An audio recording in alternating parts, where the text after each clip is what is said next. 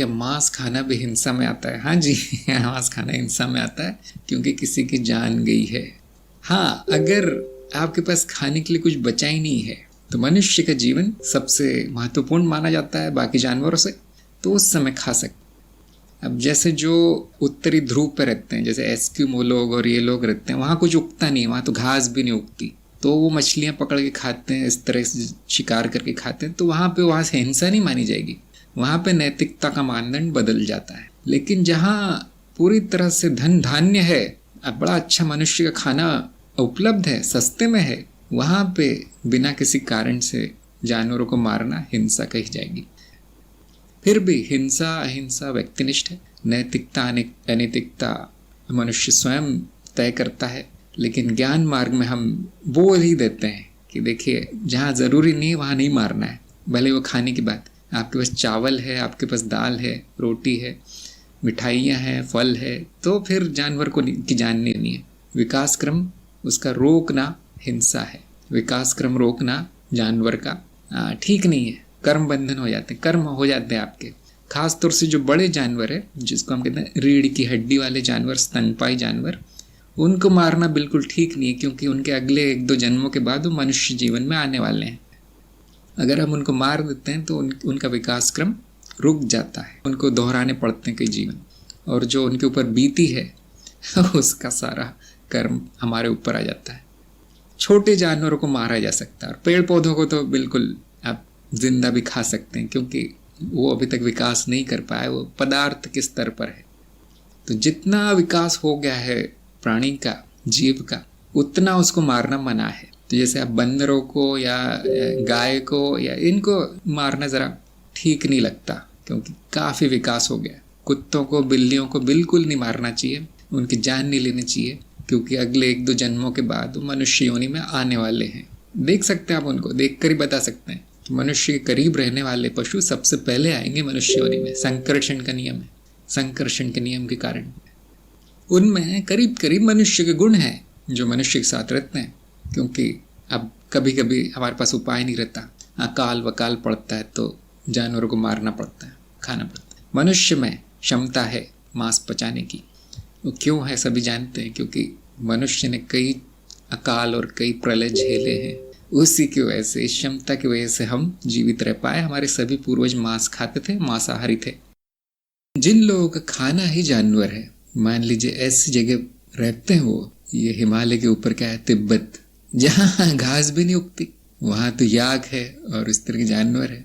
और उत्तरी ध्रुव और बर्फीले और रेगिस्तानी इलाकों में रहने वाले, जहाँ पर कुछ नहीं उगता, वहाँ पर पशुओं को मार के खाना उचित है, हिंसा उचित है। उनको नहीं बोला जा सकता आप शाकाहारी बन जाओ, शाक ही नहीं है वहाँ तो उनका आहार ही गायब है। अब ये ऐसा कह सकते हैं कि रहते क्यों वहाँ पे फिर, अब वो अलग कहानी है। क्योंकि पृथ्वी जो है बांट दी गई है, सभी लोगों को सभी जगह रहने की आज़ादी नहीं है। आप जानते हैं, एक देश से दूसरे देश में जाने की आज़ादी नहीं है, कोई भी कहीं भी रह नहीं सकता, बंटवारा हो गया है। इसलिए कुछ लोग बेचारे एक जगह फंस गए, जहाँ जब वो गए थे वहाँ रहने। मान लीजिए जैसे उत्तरी ध्रुवीय इलाके हैं, यूरोपीय देश है, रूस है, तब वहाँ पे वातावरण बड़ा अच्छा था, इतनी ठंडी नहीं थी, जमा हुआ नहीं था सब, और हजारों सालों तक रहते रहते अब जब मौसम बदला, उनकी आज़ादी इतनी नहीं कहीं और जा सके, तो उन्होंने वहाँ पर अपना बसेरा बना लिया, किसी तरह से रहते हैं। ऐसे ही जंगलों में रहने वाले लोग हैं, जहाँ पर बस पशु पक्षियों को मार के खाना ही, मछलियों को मार के खाना ही उनका जीवन है। तो जैसे आदिवासी जन है, उनको आप कह नहीं सकते कि वो अनैतिक है, वो उस जंगल का भाग है। देखिए, जैसे बाकी जानवर शिकार करके खा रहे हैं, वो आदिवासी भी शिकार करके खा रहे हैं। अभी वहाँ वो मनुष्यता तक पहुँचे नहीं है इतना कि वो आपका लेक्चर सुन सके अहिंसा पे, नहीं। तो देखिए, जो प्रगति कर गया और जो सही देश में रहता है, सही भाग में रहता है पृथ्वी के, जहाँ पे अच्छा खाना उग सकता है, दाल चावल मिल सकते हैं, सब्जी रोटी फल वगैरह, जो अहिंसक खाना है वो मिलता है, उस व्यक्ति के लिए कोई बहाना नहीं है मांसाहारी होने का।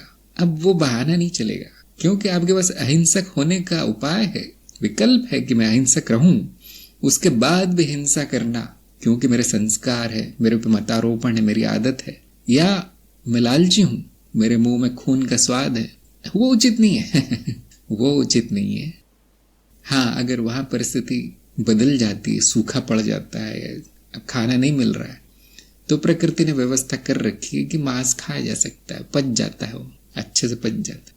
फिर बहुत से लोग केवल स्वाद के लिए पशुओं को मार कर खाते हैं, ये उचित नहीं है। देखिए, और मैं तो कहता हूँ स्वाद के लिए खा भी लो, खा लो, ये हफ्ते में एक बार या महीने में एक बार। मैं भी कभी कभी बाहर जाता हूँ, बाहर का खाना खाता हूँ, जैसे कि मैं हमेशा कहता हूँ ना, बाहर मत खाना। अब आप बाहर ही घूम रहे तो क्या खाएंगे फिर?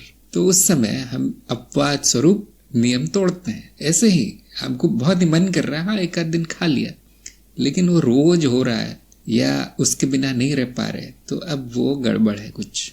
तो खैर, ये अपना अपना निर्णय है सबका, क्योंकि जैसे मैं कहता हूँ ना, नैतिकता सबको अपनी निर्धारित करनी है। अगर आपके शरीर में अशुद्धि आ रही है, बीमारियां आ रही है, बुद्धि भ्रष्ट हो रही है, हिंसक होते जा रहे हैं, तो अब छोड़ देना ही उचित है। लेकिन फिर भी मैं इतना बहुत ज्यादा इस पर दबाव नहीं डालता, जैसे कि बाकी मार्गों में डाला जाता है, जैन मार्ग में या कोई और मार्गों में, वैसे हम इतना नहीं कहते। क्योंकि मैं देश विदेश के सभी लोगों से मिलता हूँ और मैंने देखा है कि खाने का मामला थोड़ा संवेदनशील है। उनसे हर तरह की साधना करवाई जा सकती है, लेकिन उनका खाना नहीं बदला जा सकता आसानी से। तो हम ढील दे देते हैं, क्योंकि हम जानते हैं कि भारतवर्ष में भी ऐसे मांस, मदिरा, सुरा, सोमरस, इन घोड़ों का मांस खाने की प्रथा रही है, वैदिक युग से ही चल रहा है, ढील दे दी गई है। जब तक गुरु पूरी तरह से मना नहीं करता कि छोड़ दो, अब आना नहीं आश्रम में, तब तक आपके पास विकल्प है, आपको अपनी बुद्धि से उपयोग करना है उस चीज का। लेकिन अहिंसा ही है एक तरह की। तो उसका स्थायी इलाज क्या है इस समस्या का, दूसरे जीवों को मारने की? वो है मनुष्य जीवन से मुक्ति। मनुष्य जीवन छोड़ दीजिए, अब नहीं मारना पड़ेगा आपको किसी को, यहां तक कि पेड़ पौधों को भी नहीं। पेड़ पौधों में भी जीवन है। ये मनुष्य रूप ही हिंसा करवाता है, ये मूल है। मनुष्य रूप हट जाए तो फिर नहीं होगी, फिर कोई हिंसा नहीं होगी, जरूरत नहीं है। और जैसा कि सभी जानते हैं कि मनुष्य रूप भी मिथ्या है और जो हिंसा हो रही है वो भी मिथ्या है। इसीलिए यदि उसकी जरूरत पड़ती तो हम आ भी जाते मनुष्य रूप में, हिंसा विंसा करके अपना काम करके निकल जाते हैं। इसलिए ज्यादा सोचना नहीं है इस बारे में। मैंने एक ही चीज देखी है, हिंसक वृत्ति वाले लोगों से दूर रहना है। पसंद नहीं आते बिल्कुल हमें वैसे लोग, हिंसक वृत्ति के लोग, उनसे दूर रहना, क्योंकि आप उनके जैसे हो जाएंगे उनके साथ रहते रहते हैं। उतना ही बचाव कर लीजिए बस, आत्मरक्षा, जहां तक हो सके सात्विक जीवन, सरल जीवन।